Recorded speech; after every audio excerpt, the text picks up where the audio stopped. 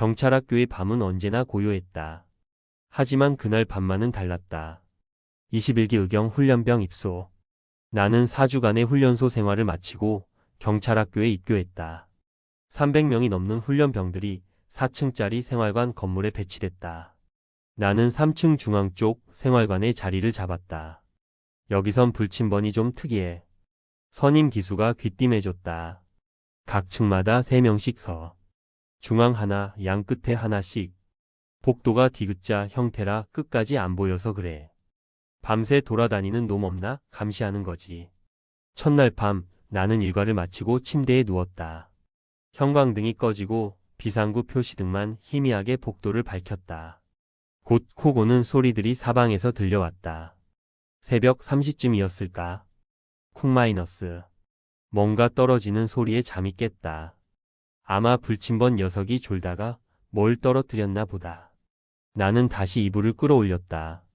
하지만 몇 분 지나지 않아. 으악. 비명이 복도를 찢었다. 순식간에 생활관 불이 모두 켜졌다. 원칙대로라면 자리를 지켜야 했지만 나를 포함한 몇몇이 문을 열고 복도로 뛰쳐나갔다. 화장실 앞 복도에 2명이 쓰러져 있었다. 불침번 근무복을 입은 훈련병들이었다. 한 명은 입에서 거품을 물고 경련하고 있었고 다른 한 명은 완전히 기절한 상태였다. 두 사람의 얼굴은 창백했다. 아니, 창백한 정도가 아니라 핏기가 완전히 가신 마치 죽은 사람 같은 얼굴이었다. 뭐야, 무슨 일이야? 애들이 왜 쓰러진 거야? 훈련병들이 웅성거렸다. 곧 조교들이 나타나 우리를 다시 생활관으로 몰아넣었다. 다들 들어가. 지금 당장. 그날 밤 아무도 잠들지 못했다. 다음날 아침 이상한 일이 벌어졌다. 쓰러진 2명의 훈련병은 병원으로 후송됐다. 그리고 우리가 경찰학교 교육을 마치고 각 부대로 배치될 때까지 그들은 끝내 돌아오지 않았다. 더 이상한 건 중대장의 지시였다. 오늘부터 불침번은 3명 모두 중앙에 모여서 근무하도록 한다. 훈련병들 사이에서 수군거림이 퍼졌다. 원래 규칙을 깬다는 건 무언가 심각한 이유가 있다는 뜻이었다. 야, 대체 그날 밤에 뭐 본 거야? 휴식 시간, 우리는 유일하게 기절하지 않았던 훈련병을 에워쌌다. 김병장이라고 불리던 그는 얼굴이 여전히 창백했다. 말 안 하는 게 나을 것 같은데. 야, 우리도 알아야 조심하지. 말해봐. 한참을 망설이던 그가 입을 열었다. 사실, 우린 원래대로 서 있지 않았어. 양 끝에 하나씩 서 있기로 했지만 새벽이라 조교들 다 자는 시간이잖아. 그래서 몰래 중앙으로 모였지. 그래서? 새벽 3시쯤 화장실에서 물소리가 들렸어. 수도꼭지 트는 소리. 나는 몸서리쳤다. 그 소리를 들은 게 삼시였다는 것을. 근데 이상한 거야. 밤에 화장실 가려면 우리한테 말해야 하는데 아무도 말 안 했거든. 누가 몰래 간 건가 싶어서 지켜봤는데 김병장의 목소리가 떨렸다. 한참이 지나도 아무도 안 나왔어. 계속 물소리만 나고. 그래서 박 훈련병이 누가 물 안 잠그고 갔나 보다며 화장실로 갔지. 그리고 들어가더니 쿵 하고 쓰러지는 소리가 났어. 나는 뭔가 잘못됐다는 걸 직감했지. 그래서 달려갔는데 그의 얼굴이 일그러졌다. 박 훈련병이 화장실 입구에 기절해 있었어. 그리고 안쪽에서 뭐? 소리가 났어.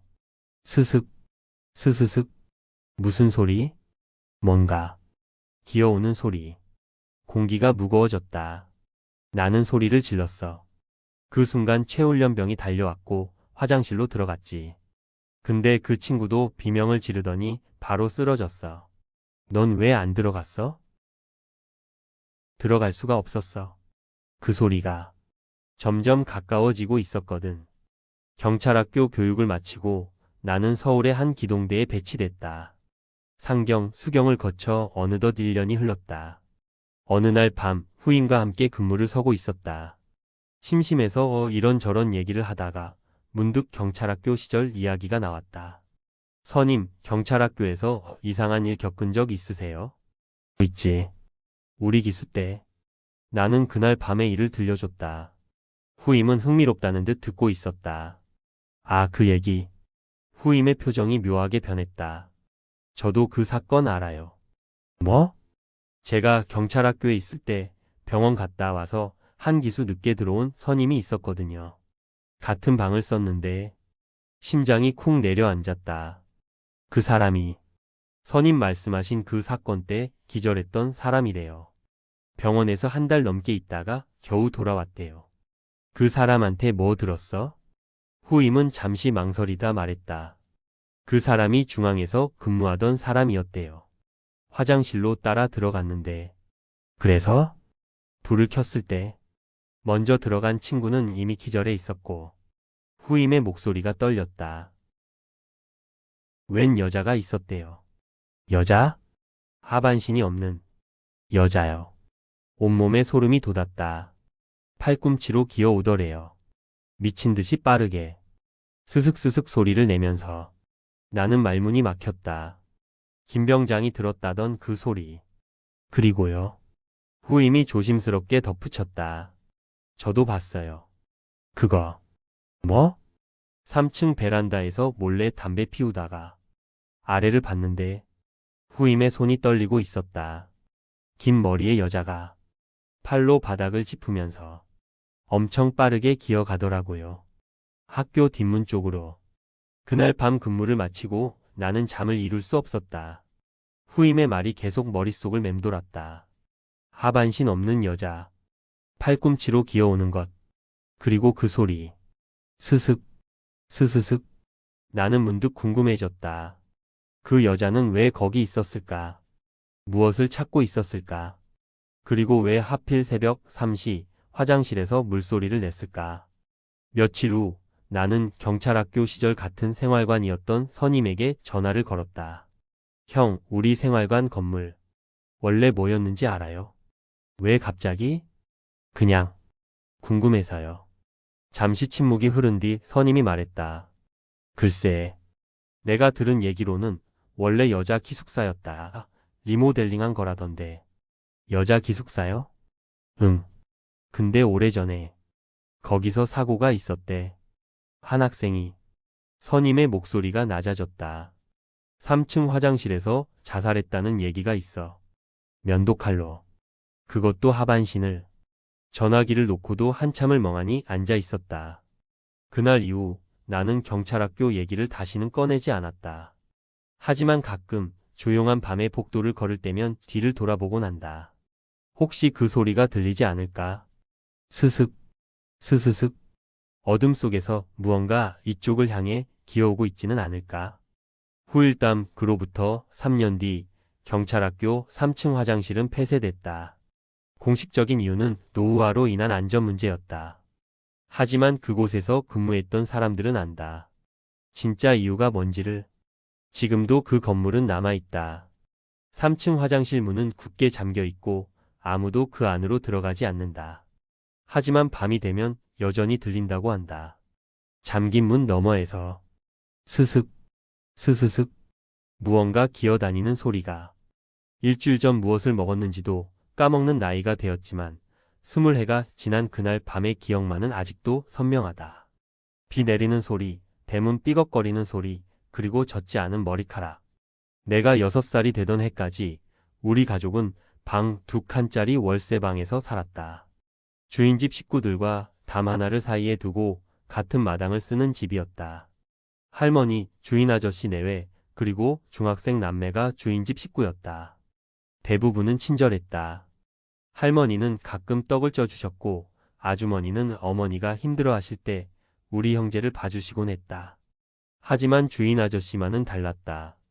작은 노가다 업체를 운영하시던 그분은 우리에게 유독 신경질적이었다.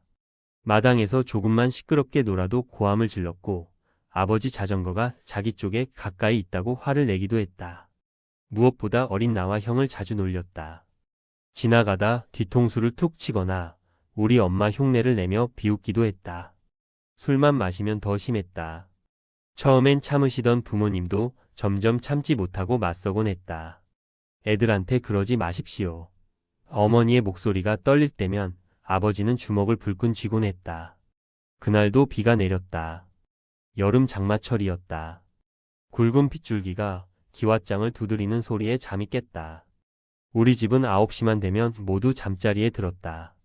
그날도 뉴스 시계 소리를 들으며 이불을 덮었는데 새벽에 방광이 터질 것처럼 아파서 눈을 떴다. 엄마, 화장실. 대충 마당에 쉬하고 와. 어머니는 잠결에 중얼거리시곤 다시 코를 골기 시작했다. 나는 살금살금 일어나 부엌을 지나 뒷문을 열었다. 차가운 빗바람이 얼굴을 때렸다. 처마 밑으로 몸을 피하며 바지를 내렸다. 시원한 느낌과 함께 마당 한쪽으로 오줌 줄기가 그어졌다. 비 오는 소리에 묻혀 아무도 듣지 못할 거라고 생각했다. 그때였다. 덜컹 덜컹 덜컹. 대문 여는 소리가 빗소리를 뚫고 들려왔다. 나는 황급히 바지를 올리려다 멈췄다. 주인 아저씨였다. 또 술 드시고 오셨나 보네. 아저씨는 대문을 열고 마당 한가운데 우두커니 섰다. 고개를 천천히 좌우로 돌리며 무언가를 찾는 것 같았다. 나는 들키지 않으려고 처마 그림자에 바짝 붙었다. 하지만 아저씨의 시선이 정확히 내가 있는 곳으로 향했다. 눈이 마주쳤다. 나는 반사적으로 눈을 내리깔았다. 또 혼나겠구나. 왜 하필 지금? 심장이 쿵쾅거렸다. 아저씨가 다가와 뒤통수를 때리거나 놀릴 거라 생각했다. 그런데 이상했다. 아저씨는 아무 말도 하지 않으셨다. 그저 나를 빤히 쳐다보기만 했다. 표정이 없었다. 화난 것도 웃는 것도 아니었다. 그냥 텅 빈 얼굴이었다. 얼마나 그렇게 서 있었을까. 시간이 멈춘 것처럼 느껴졌다. 빗소리만 요란했다. 그러다 아저씨는 갑자기 몸을 돌려 할머니가 계신 방으로 걸어갔다. 문을 열고 들어가는 뒷모습이 평소보다 느렸다. 잠시 후 방 안에서 소리가 들렸다. 흑. 아저씨가 우는 소리였다. 어른 남자의 서럽게 우는 소리. 지금까지 한 번도 들어본 적 없는 그런 울음이었다. 오싹했다. 곧 방문이 다시 열리고 아저씨가 나왔다. 마당 한가운데 다시 섰다. 또 주위를 둘러봤다. 무언가를 찾는 듯 했지만 찾지 못한 표정이었다. 그리고는 천천히 대문 쪽으로 걸어가 밖으로 나갔다. 덜컹. 대문이 닫히는 소리가 들렸다. 나는 다리가 후들거렸다. 뭔지 모를 두려움에 휩싸여 황급히 방으로 돌아가 이불을 뒤집어 썼다. 형은 코를 골며 자고 있었고 부모님도 모르는 일이었다. 왜 우셨을까? 왜 아무 말도 안 하셨지? 그 생각을 하다가 어느새 잠이 들었다. 다음 날 아침 집안이 뒤집혔다. 주인 집에서 통곡 소리가 새어나왔다. 할머니의 울음소리였다. 아이고 내 새끼. 아이고. 가슴을 치는 소리도 들렸다. 우리 어머니도 눈이 퉁퉁 부은 채 할머니 방에 계셨고 아버지는 마당에서 담배만 피우고 계셨다. 형과 나는 무슨 일인지 몰라 조용히 있었다. 학교에서 돌아와도 분위기는 똑같았다. 어른들은 모두 검은 옷을 입고 있었고 주인 집엔 낯선 사람들이 드나들었다. 저녁을 먹다가 어머니가 조용히 말씀하셨다. 너희들 주인 아저씨가 돌아가셨다. 앞으로 말썽 부리지 말고 조용히 있어야 한다. 왜요? 어떻게요? 그건 너희는 아직 어려서 몰라도 돼. 그냥 조용히 해. 형도 나도 더 이상 묻지 못했다. 장례를 치르는 사흘 동안 우리는 숨죽이며 지냈다. 곡소리가 밤낮 없이 들렸다. 장례가 끝난 저녁 부모님이 작은 목소리로 이야기를 나누셨다. 나는 이불 속에서 귀를 기울였다. 그 양반이 구멍에 빠졌다는데 왜 아무도 몰랐대요? 공사장이 외진 곳이었나 봐. 빗물이 차올랐는데 오후 내내 거기 계셨대. 저녁 7시쯤 돌아가셨다더라고. 7시요? 그럼. 나는 문득 용기를 내어 말했다. 엄마, 저 그날 밤에 아저씨 봤어요. 뭐? 부모님이 동시에 나를 쳐다봤다. 새벽에 오줌 누러 나갔는데 아저씨가 대문 열고 들어오셨어요. 저 보시고 할머니 방에 들어가셨다가 다시 나가셨어요. 울기도 하셨어요. 어머니의 얼굴이 하얗게 질렸다. 그게 정말이니? 네, 정말이에요. 어머니는 다음날 할머니께 그 이야기를 전했다. 할머니는 내 손을 꼭 잡으며 눈물을 흘리셨다. 우리 아들이 어미한테 인사하려고 찾아왔는갑다. 나는 그것도 모르고 밤새 디비자고 있었네.